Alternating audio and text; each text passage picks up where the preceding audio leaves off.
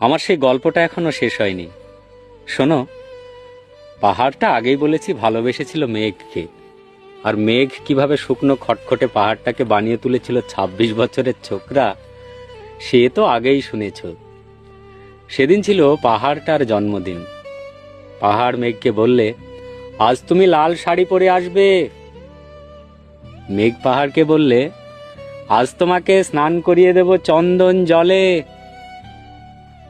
ভালোবাসলে নারীরা হয়ে যায় নরম নদী, আর পুরুষেরা জ্বলন্ত কাঠ। সেইভাবেই মেঘ ছিল পাহাড়ের আলিঙ্গনের আগুনে, পাহাড় ছিল মেঘের ঢেউ জলে।